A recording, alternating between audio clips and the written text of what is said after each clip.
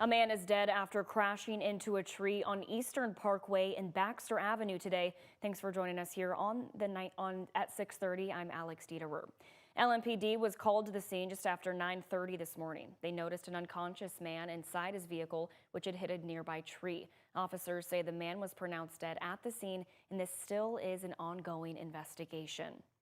In national news, some Iranians say they're still bracing for possible U.S. intervention after weeks of anti-government protests and a brutal crackdown by the Iranian government. The White House has not ruled out taking action, saying President Donald Trump hasn't taken any options off the table. ABC's Ian Pannell is in Istanbul with an update. After 3 weeks of turmoil in Iran, it does appear the protests have been crushed with a brutal and bloody crackdown, leaving thousands dead and arrested. And despite President Trump promising help is on the way, he's now thanking the regime and appearing to back away from military action, posting, "I greatly respect the fact that all scheduled hangings which were to take place yesterday, over 800 of them, have been cancelled by the leadership of Iran." Now, it's not possible to verify his claims.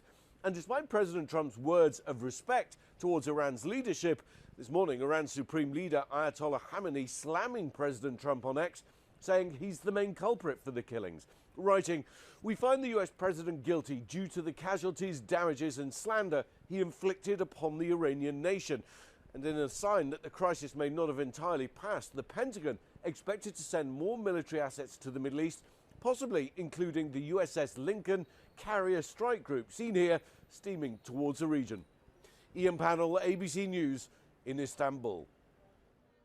Iranian Americans here in Louisville gathered along Broadway today to call on President Trump to support calls for a change in regime in Iran. We spoke to two people today who immigrated to America from Iran 15 years ago, but their families are still in Iran. They tell us they haven't been able to contact them for more than a week because of the blocked internet access in Iran. So we are here to be their voice since the government shut down the internet, so they have no place to kind of talk and raise their concerns. So we are here to tell everyone that don't forget about Iranian people, support their revolution and be their voice. We need pressure on President Donald Trump. He said the help is on the way and we trust him. So please, every hour is important. In recent days, President Trump has told protesting Iranians that help is on the way and that his administration will act accordingly if the killing of demonstrators continues.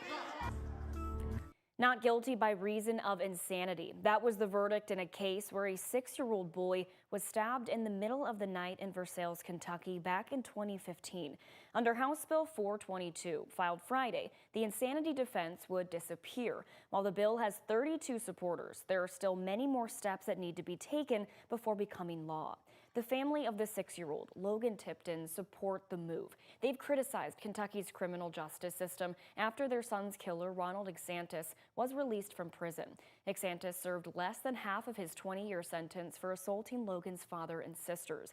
Exantis will be released later this summer after violating his mandatory reentry supervision, which violent offenders no longer qualify for. Exantis failed to register as a felon in Florida after his release, landing him back in Kentucky State Reformatory in Oldham County.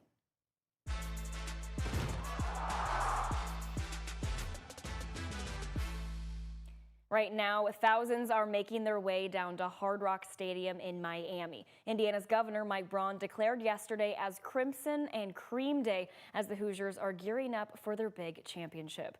Billboards in support of the Hoosiers have been spotted around Miami as diehard fans make their way to South Florida. Indianapolis's airport even added 20 extra flights to Miami to serve the high demand of sports travelers. And if you're planning to stay up late Monday night, like some of us are, to watch the historic game, some southern Indiana schools are delaying Tuesday's start time to give students a chance to stay up and watch the college football championship game.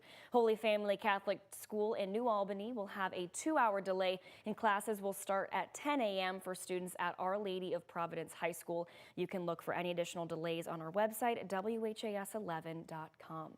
And kickoff for the national title game is at 7:30 Monday night in Miami. Be sure to watch us on WHAS 11 News all weekend. We'll have more from our Sarandon Raboyne tonight on the night team. But Monday, our sports director Kent Spencer will have a full preview of the big game. And make sure to download the WHAS 11 Plus app. We'll be streaming the post-game show on WHAS 11 Plus, available on your smart TV for free.